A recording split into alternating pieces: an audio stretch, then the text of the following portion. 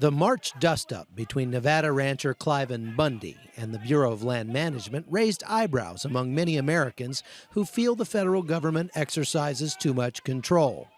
In Texas, another fight has been raging between ranchers and the BLM for decades.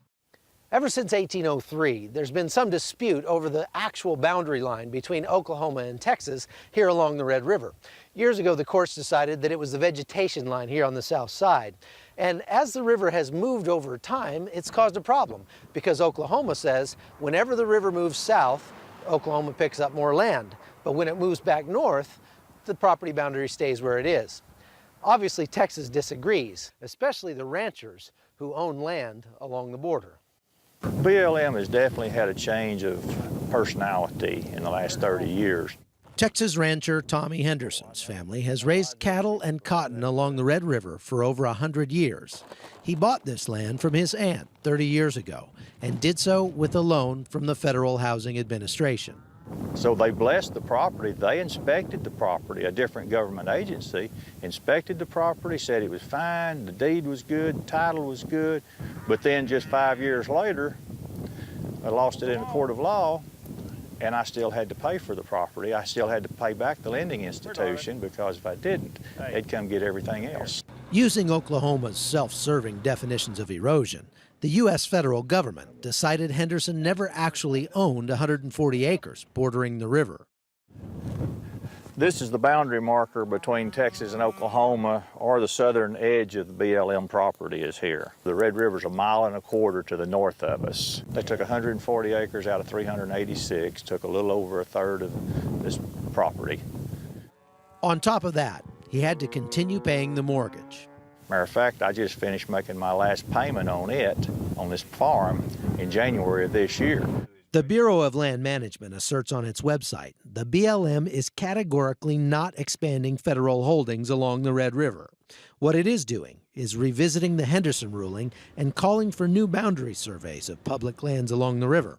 The result could give the feds back control of up to 90,000 acres of private land. So it's clearly a land grab. We don't understand why the BLM is engaged in trying to take this property away.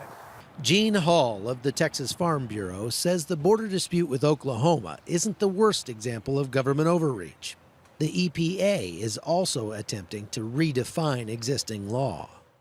This is part of a disturbing pattern. The federal government seems to want to take control of every mud hole in America, every ditch near an agricultural field, standing water, even land that is not even wet most of the time. The Clean Water Act covers the waters of the United States. A 2006 Supreme Court ruling set the definition as permanent streams, lakes, and tributaries that directly affect navigable waters. But now the EPA is proposing to modify that definition to include nearly anything that is or gets wet. But the permitting of that will be outrageously expensive. Farmers and ranchers will have to deal with it. We think that they are out to regulate every foot of ground in America that water even touches at various times of the year. No one is interested in fouling the water and the air and the land where they live. Bear in mind, they live out there. They drink the water from wells in most cases. Farmers and ranchers are not the problem when it comes to clean water and shouldn't have to carry the burden of a punitive regulatory process. Sid Miller raises horses and owns a nursery in Stephenville, Texas. Now he's running for state agricultural commissioner. You know, I'm a true environmentalist. I'm a steward of the land. If I don't take care of the land, it doesn't take care of my family. So I'm very conscious about that. And the Supreme Court said the EPA has jurisdiction only over waters in rivers, lakes, streams, and oceans.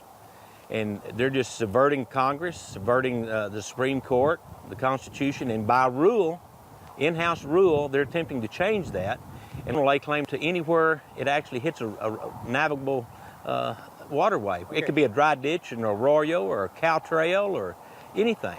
And Miller claims the government threatens Texas farmers more than the record-breaking drought that's hit this area the last 5 years. The greatest threat to the American farmer and ranchers is not the drought or high feed prices or high fertilizer prices or the cost of diesel. It's actually an overreaching federal government. There's 45% of the land west of the Mississippi is owned by the federal government.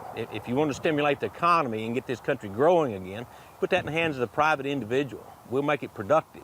We're better stewards of the land than the government is. From the Red River Valley, I'm Chuck Holton for CBN News.